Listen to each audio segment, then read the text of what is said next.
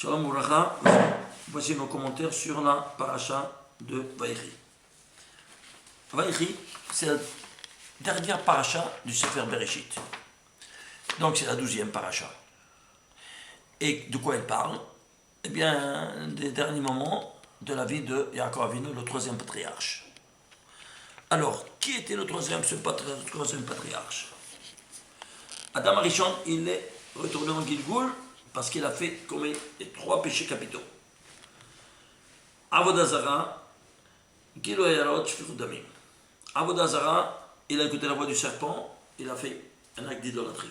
Alors il viendra contre ces 3 péchés, 3 patriarches. Chacun va prendre un parti. Avodah Zara, c'est Abraham Avinu. Il est le Gilgoul de Nefesh d'Adam Arishon. Et pour cela, il va prendre un bâton, il va casser tous les idoles de son père et il va instituer le monothéisme dans le monde. Shfichut Damim, effusion de sang, parce qu'à travers la faute de Avodah Zara qu'il a fait par avoir écouté la voix du serpent et non pas la voix de Dieu, donc c'est ça qui consistait à Avodah Zara. Alors il va quoi? Ça va entraîner la naissance d'un monstre qui va tuer son frère et donc quoi? La mort dans le monde. Alors, effusion de sang. Vient Yitzhak Avinu et à travers la Hakeda, il fait le tikkun de la d'effusion de sang. Gilui Arayot, rapport interdit, parce qu'il s'est marié avant Shabbat, et donc il a mis au monde un être, un monstre, puisque les âmes qu'on prend des trésors, des neshamot, pendant les 6 jours de la semaine, ce sont des âmes impures. C'est nous dit le Zohar. Et avec des gilgulim neshamot très, très durs et très difficiles. Donc, pour cela qu'il faut engendrer le Shabbat, concevoir le Shabbat, parce que ce sont tous des âmes pures. Voilà donc que le Gilui Arayot, il s'est marié avant Shabbat, voilà ce qui s'est passé. Maintenant, Yaakov Avinu, il fait ce tikkun. Et comment? Eh bien, il va attendre 84 ans. Pourquoi? Parce que le tikkun de Chazal, comme vous savez, le Shulzer et le Vatala, il se répare avec 84 jeunes qui commencent à partir de Parashat Shemot. On en reparlera plus longuement à son temps. Alors, qu'est-ce qui se passe? Il va émettre au monde un qui fait le tikkun, mamash, du Brit Kodesh, qui est quoi? Yosef, le 11e enfant. Cependant, il a profané quoi? Il a profané la présence divine. Et cette présence divine, qui est contenue dans toute la Torah, elle est contenue en combien de fois se trouve cité le nom de Dieu, Yud Ke Vav Ke? C'est compté déjà, 1820 fois. Alors maintenant, il doit resanctifier ces 1820 noms de Dieu qu'il a profanés dans tout le plan architectural de la création universelle qui est la Torah. Vous savez que la Torah, c'est le plan architectural que Dieu il a rédigé avant la création du monde. Comme nous dit Rabbi Shimon Yochai, Istakel Boraita Baralma. Il a vu dans la Torah et il a créé le monde comme un ingénieur qui consulte ses plans avant de réaliser son œuvre. Alors, dans ces conditions-là, il y a 1820 noms de Dieu qu'il a profanés, eh bien, il faut les resanctifier. Comment? Eh bien, c'est simple. La Malchut, c'est la royauté, en terre, elle sera représentée, au niveau matériel et astrophysique, par la Lune. La Lune, chaque fois qu'elle se renouvelle, c'est comme le renouvellement de la présence divine parmi nous. Alors, on devra faire Kiddush Lebana, Birkat Levana, la bénédiction de la Lune. Quoi? On est en train de bénir les astres, on n'est pas des Arvet Kochavim, et alors, on bénit ce qu'elle représente. C'est pour cela que chaque fois qu'on bénit une chose, un mois, on resanctifie un nom de Dieu. Ah, mais s'il y a 1800, alors combien de fois combien de mois je dois vivre pour resanctifier tous les 1820 noms de Dieu? Eh bien, 1820 mois. Alors, il y a encore combien il va vivre? 147 ans. Très jeune par rapport à ses pères qui sont morts à 175, Abraham Avinu, et 180, Yitzhak Avinu, son père. Et pourquoi 33 ans en moins? Qu'est-ce qui se passe? Eh bien, bon, vous connaissez le pirouche de Rashi, parce qu'il a dit 33 mots en plus à parole, alors on lui a dit, ça c'est pshat. Vous voyez un peu le sod. Il s'agissait de resanctifier les noms divins. Et alors, il va vivre 147 ans. Et pourquoi 147 ans? Parce que si vous calculez, dans 147 ans, il y a exactement 1820 mois lunaires. C'est-à-dire qu'une personne ne quitte pas ce monde-ci s'il n'accomplit pas son tikkun. Pour quelle raison il est venu au monde?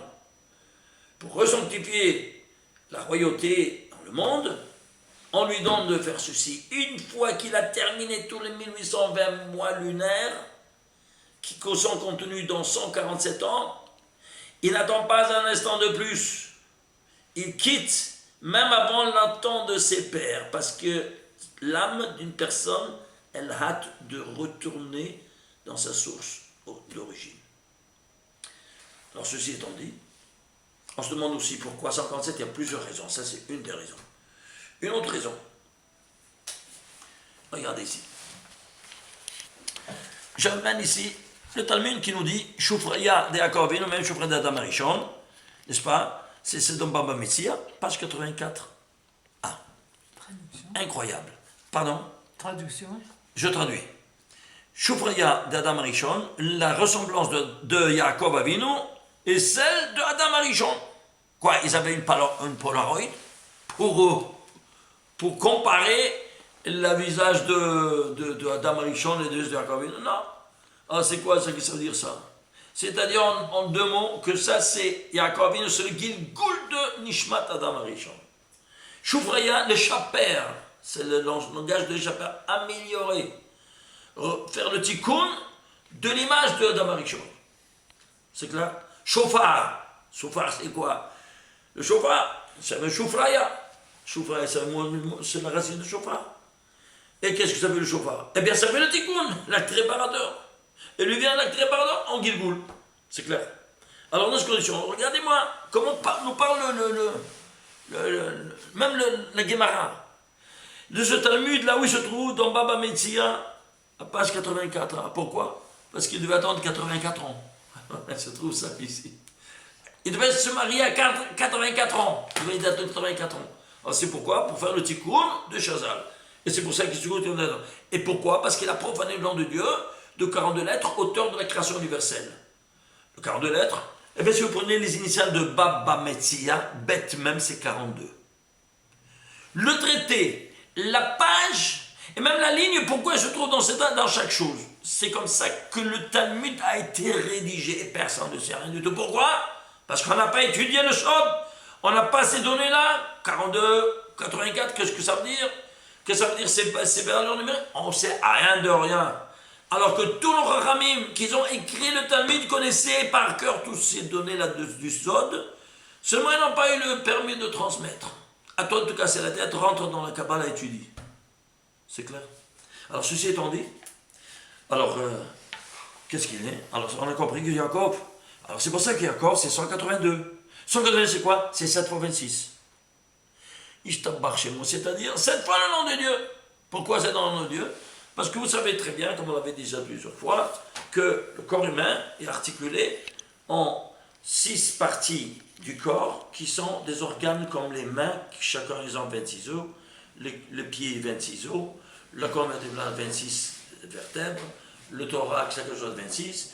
Il y a 6 fois 26 le système du corps qui sont 26, qui font face à un 7e fois 26 qui est à la tête, qui est le symbole de quoi? De la spiritualité, le Shabbat, et qui sera représenté dans le corps humain par le crâne, siège de l'âme de la personne. Alors ceci étant dit, alors voilà donc qu'on va prendre maintenant le tikkun à travers la Torah. On va prendre les 5 livres, on va prendre les initiales et les finales des 5 livres. Les initiales des 5 livres, Bet, Ve'el Shemot, Vayikra, Vav toujours 3 Vav et un Eleh Devarim. Total 21. Et ici, la somme totale des finales des 5 livres, c'est 126, c'est 6 fois 21. Ici, il y a 1 fois 21 plus 6 fois 21, ça te fait 147. 7 fois 21. Et ici, tu as 7 fois 26. Eh bien, qu'est-ce que c'est 26? C'est le nom du Dieu interne de la miséricorde. Qu'est-ce que c'est 21? Et qui est je suis ce que je suis, qui s'est dévoilé au buisson ardent Moshe Rabbeinu, qui est la lumière environnante de 26. Donc, qu'est-ce qui va protéger Yaakov Avinu, n'est-ce pas, de la miséricorde divine, qui est soit interne et soit l'externe, hors makif. Voilà donc que, ici tu vois, l'ensemble des deux, des initiales, des finales, ça fait 147. Et c'est dans ce intervalle de 147 ans qu'il va faire son tikkun. Et si cela ne te suffisait pas, on va voir une autre chose, dimension incroyable. Qui sait, alors, pourquoi on doit attendre jusqu'à Moshe Rabbeinu de recevoir la Torah et tout ça? Il y a des comptes à régler. Et quelque chose d'incroyable. Regardez. Regardez ici. Abraham, Yitzhak, Yaakov. Ça, c'est de père en fils, l'élu. D'Abraham, c'est Yitzhak. L'élu d'Yitzhak, c'est Yaakov. L'élu de Yaakov, c'est Lévi. L'élu de Lévi, son fils, c'est Kehat. L'élu de Kehat, c'est Amram. Et l'élu de Amram, c'est Moshe. 7 générations. Pourquoi l'élu de Yaakov, c'est Lévi? Parce que Lévi, il a été choisi. C'est l'unique tribu qui n'a pas fauté dans le veau d'or. Oui, non? Ils sont restés intègres. Alors, c'est pas l'élu. Il a été élu par un Kadosh Baruch Hu, plus que ça, pour servir au Beth Amikdash. C'est clair? Alors, ceci étant dit, à l'époque d'Abraham Avinu, il y a eu les hommes qui ont fauté et tout ça, et Akadosh Baruch Hu, il a été Sdom Vamora, il a été au premier ciel. Allez, à la chose après, Yitzhak Avinu, ils sont montés au deuxième ciel, avec tous les fautes qu'il y avait, troisième ciel, quatrième, cinquième, sixième, septième ciel. Après, qu'est-ce qui est passé? Alors, il est venu Abraham, il a fait descendre, avec 175 ans, du septième au sixième ciel. Yitzhak, il a descendu du sixième au cinquième ciel. Jacob, au quatrième ciel. Lévi, au troisième ciel. Kehat, au deuxième ciel. Amram, au premier ciel. Moshe, au mont Sinaï. C'est clair? Et voilà, donc ça c'est les différentes générations. Adam, Caïn et Hevel. Caïn et Hevel, il a hérité le Créateur, il est monté au deuxième ciel. Après, Dor et Noch, troisième ciel. Dor Amaboul, quatrième ciel. Dor Plaga, cinquième ciel. Ston Vermora, sixième. Vedor Tchel Mitzrayim, septième. Voilà donc qu'est-ce qui s'est passé. Alors, qu'est-ce qui s'est passé? Voyons un peu combien d'années il fallait pour faire le tikkun de tout ça. Abraham, 175 ans. Yitzhak, 180 ans. Jacob, 147 ans. Lévi, 137 ans pour faire tout ce tikkun. Kehat, 133. Amram, 137. Moshe, 120 ans. Le total, combien ça te fait? 1029. Tu sais ce qu'est 1029? C'est entre que 7 fois 147. Que Yaakov, qui est le Gilgul le plus élevé de Nishmat Adam Rishon, il va vivre boule précisément 147 ans. Et tous les autres, moyennement 147, afin que chacun fasse le tikkun des 1820 noms de Dieu inscrits dans la Torah. Vous vous rendez compte? Incroyable. Et si nous allons voir maintenant la gématria des choses, on n'a pas le temps. Si on va faire une autre fois, parce qu'on doit dire d'autres choses encore. Est-ce que vous comprenez comment ça fonctionne? C'est tout par des valeurs mathématiques. Pourquoi 147? Alors, pourquoi 147? On va essayer de comprendre maintenant. Une autre explication. Il était dans le Gan, Adam Arishon. Qu'est-ce que c'est le Gan du Eden? Gan, c'est une chose, Eden, c'est une autre chose. Le Gan, c'est le jardin, le pavillon, c'est Eden. Tu as fauté dans le Gan, il y avait l'Aïtzadat Tovara, tu ne peux plus rentrer dans le pavillon, tu es chassé. Alors, c'est quoi Gan? Maintenant, il faut faire quoi? Gan, c'est Gimel Nun. C'est Gimel, c'est 3, et Nun, c'est quoi? C'est 3 fois 50. 3 fois 50? Oui. Alors, tu as été chassé de ces 3 fois 50. Alors, maintenant, qu'est-ce que tu dois faire? Tu dois faire le tikkun. 147 ans, c'est 3 fois 49. Et pourquoi 3? Parce que le monde, il est régi sur une tridimensionnalité vectorielle. Temps, espace et matière. Alors, il va t'enseigner de vivre 149 ans, 3 fois 49 ans. Regardez ici. Dans le temps, dans l'espace et dans la matière. Dans le temps, il te dit de compter 7 fois 7, 49 jours. Tu vas à 50e porte pour prendre ta Torah. Dans l'espace, à la sortie d'Égypte, tu dois compter 7 fois 7, 49 étapes dans le désert. Et tu rentres à la 50e porte que c'est Eretz Israël. Dans la matière la plus élevée, c'est ton espace et matière, le Homer. La matière la plus élevée, c'est celle qui parle au nom de Dieu. L'homme. Et parmi tous les hommes, ceux qui parlent au nom de Dieu, qui sont-ils? Les prophètes. Combien de prophètes on a eu? La Gemara nous dit 48 prophètes. Et Moshe Rabbeinu, le 49e, était le premier à la tête de tous. 49 prophètes. Alors, tu as ici reçu 49 prophètes. Et tu rentres ici à la 50e porte, Eretz Israël, avec ta Torah que tu rejoues au 50e jour, pour recevoir ici le 50e personnage qui est le Mashiach ben David. Voilà ce qu'il nous a enseigné de faire, de franchir à nous la 50e porte, dans le temps, dans l'espace et dans la matière. Tu veux servir ton créateur? Tu ne peux pas à Paris. Et tu ne veux pas au Brooklyn. Non, il n'y a pas. Tu es avec la Sitra Hara. Jamais tu pourrais étudier le Zohar, jamais tu pourrais étudier des choses là même. Premièrement, il n'y a pas de maître là-bas. Alors, qu'est-ce que vous faites? Faites comme j'ai fait moi. J'ai pris mes clics et mes claques et je suis parti. Et je suis venu où ça? Au Yerushalayim, parce que c'est écrit Kemitzion, et Torah, Dvar Hashem, Yerushalayim. C'est pas ni Paris, ni Ouman, ni 77. C'est Yerushalayim, point final. Alors, ça c'est clair. Alors, dans ces conditions-là, et attention, si vous voulez aller à Bnei Berak, eh bien, ce que tu dis à Yerushalayim, ça n'a rien à voir avec ce que tu as appelé à Bnei Berak. Imaginez-vous ça. Et ça n'a pas de comparaison. Plus tu t'approches de la Shekhinah, plus les choses se sont claires. Plus tu t'approches de Dieu, et plus tu sens cette réaction psychique et métaphysique dans l'âme, dans tout. Et même quand tu es à Yerushalayim, si par exemple tu habites dans un quartier comme Harnof, de là-bas, des Américains, tout ça, à 10 km de l'autre côté, si tu changes, tu viens par exemple à Rechavia, tu ne peux plus retourner en arrière. Ah, j'ai une villa encore à Harnof. Non, tu ne peux plus retourner. Tu dois chercher, si tu changes d'appartement, tu dois te rapprocher le plus de la vieille ville.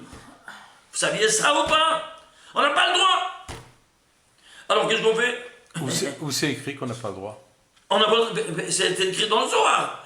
Plus tu t'approches de la Shekhinah, plus tu vas te rendre compte qu'est-ce que ça veut dire s'approcher de la Shekhinah. Tu veux t'éloigner, tu en reçois des conséquences. C'est clair? Il te dit l'étude que tu fais à Bnei Berak, ça n'a rien à voir avec l'étude que tu fais à Yerushalayim. Ça te va? Même comme les marketing, comme tu auras tout ce que tu veux. Mais ça n'a rien à voir, c'est même pas des miettes. Vous comprenez ce que je vous dis ou pas? Voilà. Alors imagine-toi si tu vas aller à la Côte d'Azur, Ranana, Herzliya, Netanya, Ashdod, et ainsi de suite. Rahman et Tzan. Alors attention. Là-bas, vous savez, là-bas il y a des magasins où on vend le cochon, tout, faire Shabbat et tout. Écoutez la radio, écoutez un peu ce qui se passe. Au moins ici, il n'y a pas toutes ces choses-là. C'est clair? Bon, ceci étant dit, vous comprenez maintenant comment ça fonctionne. Alors, on dit un dernier mot, ce propos-là. C'est quoi? Je vais vous montrer par exemple, Parashat Vayechi. Alors, c'est Vayechi, combien c'est? 34. C'est quoi 2 fois 17? Parce que lui, il avait mangé le Seda Tov. Voilà, le 17 Tov. Maintenant, le règne devient Tov. C'est vrai 2 fois 17. Ah, il a vécu tout ça, Vayechi. Gematria de Vayechi, c'est 34. C'est 2 fois 17. Il a fait le Tov et le règne, il a rendu Tov. Voilà, à la fin de sa vie. Parce qu'il a fait le tikkun total. C'est clair? Et si vous comprenez les lettres, les voyelles et les tagim, comment ça te fait? Ça te fait 91, c'est 26 plus 65. Shem Havaya écrit et lu. Il a vécu tout pour l'agrandissement du nom de Dieu, qui est du Keter jusqu'à la Malchut. Alors dans ces conditions-là, qu'est-ce qui se passe? Je ne sais plus d'où commencer. Ouais, par exemple, prenons les mots, ce qui est facile, je dis. 1158 mots dans toute la paracha. Pourquoi? C'est 6 fois 193. 6... 180 c'est quoi? Son nombre premier, lequel? 45, qui est un nombre premier. À 45 est le nombre premier, Alors tu vois, 6 fois 45, pourquoi? Parce qu'Adam, il est né au 6e jour. Adam, c'est 45. Au 6e jour, et lui, le tikkun de Adam. Alors tous les mois, tu dis de quoi il s'agit? Mais non, qu'est-ce qu'on veut dire cette petite chose? Prenons tout le Sefer de Bereshit. Tout le Sefer de Bereshit, hein, il est articulé en 1534 versets. C'est quoi 1534? Ce n'est autre que 13 fois 59 plus 13 fois 59. 2 fois 13 fois 59 sont des nombres premiers. Tu peux pas les décomposer autre que sous cette formulation mathématique. Et quoi c'est 13 fois 59? Mais c'est simple. 13, ce sont les 13 attributs de miséricorde divine. Ken, Rachum, Veranun, El, Rapaim, Rav, Chesed, Vehemen, Oserhes, Lafim, Oseroshon, Benaket, tu les vois, 1, 2, 3, 4, 5, 6, 7, 8, 9, 10, 11, 12, 13. Et ces 13 attributs sont décrits en 59 lettres. Ça c'est le klal et ça c'est le prat. Le général et le détail. Pourquoi 2 reprises? Parce que un pour l'homme et l'autre pour la femme. Il y a 2 versions.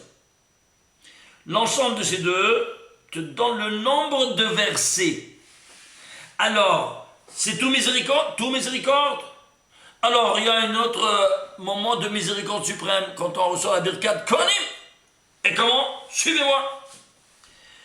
Alors, tu mets l'ensemble de 13 et 59, 13, 59 ensemble. Donc ça, c'est le général, c'est en centaines. Et ça, c'est les détails en unités et dizaines. Alors, tu fais 1359 plus 368, 2718. Et c'est quoi? Eh bien, c'est la gematria de toutes les 60 lettres de la Birkat Kohanim. Le moment le plus sublime. Incroyable, ils sont chanceux ces barbus. Comment est-ce possible? Et si tout cela ne suffisait pas, avant de venir de recevoir la vision, Ko Temalchus, c'est écrit. Ko, c'est-à-dire Ko. Combien c'est Ko? 25. Et alors? Eh bien, regarde, cette miséricorde divine, tu sais où est-ce quel verset c'est de la Torah? Eh bien, le 2500e verset de la Torah. 100 fois 25, parce que la Birkat Kohanim, tu as commencé par Ko. Ko, c'est 25. Alors, tu as ici 100 fois 25, plus 1 fois 25, ça fait 101 fois 25. Eh bien, tu sais où se trouve cette formule-là? Dans la 101e colonne de la Torah. Et à qui est donné? À Israël. À Israël, combien c'est 541? Quel rapport avec 101? Eh bien, 541, 101 sont 2 nombres premiers. Et en plus, 541, c'est le 101e nombre premier. Je t'embarque chez moi. C'est le jeu du hasard, hein, ou bien c'est une programmation. Regardez, comment est-ce possible? Même la colonne, si nous prenons même les lignes, c'est de la folie douce. Regardons maintenant un peu, pour terminer, le nombre de lettres. Le nombre de lettres, combien c'est? 78 064 lettres dans les 1534 versets. Je ne sais pas c'est quoi, on va les décomposer. Dans Bereshit. Dans tout Bereshit, tout le Sefer de Bereshit. C'est le plus gros livre, des 5, d'ailleurs. 78 064. Il se décompose en 2 en puissance 4 par 7, par 17, par 41, tout le nombre premier. Alors, ici, 2, c'est la base. 7, c'est le 5e nombre premier. 18, c'est le 8e. 17, c'est le 8e nombre premier. 41, c'est le 14e nombre premier. Alors, ça c'est le 5e, c'est le 4e. Ça, c'est 2 en puissance 3. Ça, c'est 2 fois 7. Le 7, c'est le 5e. 5e, c'est le 4e. Tu fais combien ça te fait? Tu fais en total 2 en puissance 12. C'est quoi 2 en puissance 12? Eh bien, qu'est-ce qui a créé là? On parle de toute miséricorde divine. C'est quoi un nom de Yud Kevavke? Eh bien, Yud Kevavke, il aura 12 permutations possibles et imaginables. Et voilà. Vous voyez? Avec le Yod qui commence, le He qui commence, le Vav qui commence, le He qui commence, et toutes les permutations, il n'y en a que 12. Comme c'est en mathématiques, c'est bien simple. Tu fais quoi? 4 factoriels. Combien d'expressions tu peux faire? 4 factoriels. 4 fois 3 fois 2 fois 1, c'est bien 4. Mais puisqu'il y a 2 lettres égalitaires, les permutés de leur nom, ça n'a aucun sens. Tu divises le résultat par le nombre de lettres égalitaires. Alors 24 divisé par 2, ça fait 12, et voilà les 12. Et ces 12-là, ils seront quoi? Ils seront ceux qui vont structurer la création universelle. Regardez. Le temps, l'espace et la matière dont on parlait avant. Alors, au niveau micro et au niveau macro-temporel. Au niveau micro-temporel, la micro-unité temporelle, c'est la nuit et le jour. Veille aéré, veille boker. Alors, chaque chaque parcelle de journée, la nuit, elle sera repartie en 12 heures. Et le jour en 12 heures.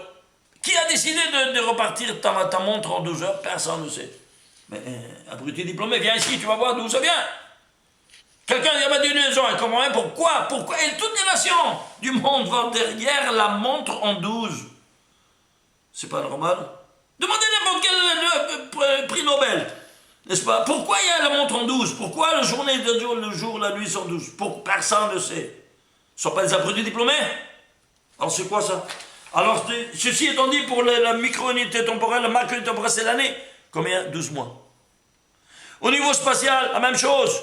Le Beth Amikdash, c'est l'endroit le plus sacré, oui. Ah bien, il y aura pour l'entrée au Beth Amikdash, il y aura 12 portes. Fin Yecheskel, tu vas voir les noms, là-bas. Fin de la province de Yecheskel. 12 portes d'entrée dans le vecteur espace. Ça, c'est micro-unité temporelle. Macro-unité temporelle, la Terre Sainte. La Terre Sainte sera repartie en 12 contrées. Méga macro-unité spatiale, c'est quoi? Eh bien, c'est l'univers qui aura 12 mazalot, c'est-à-dire signes zodiacales. Et chaque signe, chaque parcelle de terrain, et chaque porte, ils seront animés par une des 12 permutations du nom de Dieu. Et c'est pour ça que quand tu vas construire une synagogue, eh bien, tu devras faire la halakha, Shulchan Aruch, 12 fenêtres, pas plus ni moins. Pourquoi? On se rappelle de ces 12 permutations de Dieu. 12 portes d'entrée. Pas plus que ça. Si les gens ne savent pas ça, il ne faut pas ça. Mais qu'est-ce que vous voulez? Il faut étudier. On ne peut pas construire comme ça une sina comme on veut. Et faire le symbole des deux louchot, n'est-ce pas? Avec le rang en haut comme les crétins font. C'est une bêtise. Ils étaient cubiques, et point final. Il n'y avait pas le rang. Et eux, dans les synagogues, ils font avec le rang. Mais j'ai jamais vu des choses pareilles. Jamais de nous. De l'assimilation. Alors ici, la matière, même chose. La matière, tu vas acheter dans un magasin de porcellerie, le service va en 12. Une pluralité matérielle s'oriente toujours en 12. Les œufs, chaque chose en 12. Et macro-unité de la matière, c'est quoi? En grossiste, tu vas 12 douzaines, c'est pas 10 douzaines, jamais. Et qu'est-ce qui se passe? Pourquoi 12? Ils t'ont tombé sur la tête? Non, alors c'est d'où ça vient? Personne ne sait, mais c'est la folie, hein? Tout le monde va sur ce tableau de marche et personne ne sait le pourquoi. C'est la folie. Alors, dans ces conditions-là, quand tu vois ici, alors maintenant la matière dotée d'esprit, c'est qui? Eh bien c'est nous. C'est l'homme. Et qui fait le tikkun de Damarichon? Au niveau le maximal, c'est qui? Jacob. C'est pour ça qu'il aura 12 enfants. Chaque enfant, il sera chef d'une tribu. Et chaque tribu sera animée par une permission du nom de Dieu. Nous ne sachons pas maintenant quelle parcelle de terrain convient à cette tribu, quelle autre. On faisait tirage au sort du parcelle de terrain avec la tribu. Et comme ça, c'est le tirage au sort qui est synchronisé chacun par la volonté divine. Je termine avec ça. Alors si tu fais 12 en puissance, 2 en puissance 12, 2 par 2 par 2 par 2, 12 fois, ça te fait 4087. Tu sais quoi, 4087? C'est 64 au carré. Et c'est quoi 64? La guématre de Dame et Hava. Et pourquoi au carré? Parce que les lettres, c'est 64. Et les voyelles, vous savez quelles voyelles? Par exemple, Kamas, vous 16. C'est Vav et un point et Yod. 2 et 16, 32. Plus 6, le bâtard, 32 plus 6, ça va être 32. 38. Et 6, 38. Plus 16, 38, 52. 54, pardon. 54. Et le Dagesh, 64. Ishtabbar Shemo. Et pourquoi? Parce qu'il y a ici un mariage. Pourquoi tu fais ma multiplication? Comme tu fais mari et femme se multiplient. Ici, qu'est-ce qui s'est passé? Eh bien, tu prends le corps et l'âme. Et il y a une multiplication, un rapport plus intime que ça n'existe pas. Et c'est pour ça que le jour de la mort, Balmina, appelé ça maintenant, eh bien, il y a un divorce entre le corps et l'âme. Le corps, il retourne à la poussière, et l'âme, elle retourne à sa source d'origine. Alors, c'est ce divorce. Mais pour l'instant, qu'est-ce qu'ils sont? Ils sont ensemble. Alors, c'est pour cela qu'il y a ici 64 au carré, c'est quoi? Eh bien, c'est la dualité en puissance 12, c'est tous ces 12 permutations, chacun de nous. Mais seulement quand il est marié. Attention. C'est clair? Alors, ceci étant dit, vous comprenez cette dimension incroyable que ça vient d'où? Imaginez-vous ça, une lettre en plus ou une lettre en moins dans tout le Sefer Bereshit. Tout s'écroule. Par exemple, c'est écrit, quand il est né, Gad. C'est écrit Bagad. Il n'y a pas Bagad en 2 mots. Ba, il est venu. Gad. Non, il est venu. Non, c'est écrit Bet, Gimel, Dalet. Incroyable. Et quoi? Il y a une erreur de calligraphie. C'est pas, qui peut dire une chose pareille sur la Torah? Il y a des secrets énormes. Bagad, il a enlevé le Aleph qui devait y avoir et il a mis en un seul mot. Bagad. Alors c'est complètement faux grammaticalement, mais il y a beaucoup de secrets là-dedans. Alors, premier volet, tu vois, parce qu'il y a ici ce calcul qui doit ressortir, par exemple, par ici. Deuxième volet, c'est que chaque enfant, il faisait le tikkun d'une action de Adam Arishon. Et donc, c'est quoi? C'est la Begida qu'il a apporté. Begida, c'est Bagad, c'est Boged. Boged, c'est quoi? Traître. Il a trahi son créateur. Alors, quand il a trahi? Il a trahi son créateur et le 7e jour. Qui devait se marier le 7e jour. C'est pour ça que Gad, c'est le 7e enfant. Que maintenant on va faire le tikkun de cette trahison. Stop par chez nous. À travers le 7e enfant. Alors, ça, toutes les choses incroyables. Et c'est pour cela que ce qu'on commence à vivre, ça s'appelle Beged. C'est quoi Beged? Eh bien, le Beged, c'est le témoignage de notre trahison envers le Créateur. Pourquoi? Eh bien, parce qu'avant, on n'avait pas besoin d'habits. On était devenu pour chaque jour. Et ils n'avaient aucune faute parce que c'était toute la nature normale. Et ce n'est qu'après la faute, alors qu'ils se sont couverts avec quoi? L'objet du crime. Les feuilles de figues qu'ils ont mangées. Ok? Alors, dans ces conditions-là, quand toi tu portes un habit, sache-le que ça témoigne. Quoi donc? L'objet de la trahison qu'on a eue au Gan Eden. Et toi, qu'est-ce que tu en fais? Tu en fais une art, tu en fais de la mode, tu en fais Shametzilenu. Ok? Alors de là, il faut faire très attention comment on vit et qu'est-ce qu'on doit mettre d'important dans notre vie, l'étude de la Torah pour comprendre comment on doit se comporter et ne plus retomber dans les erreurs d'Adam Arishon. Shabbat Shalom.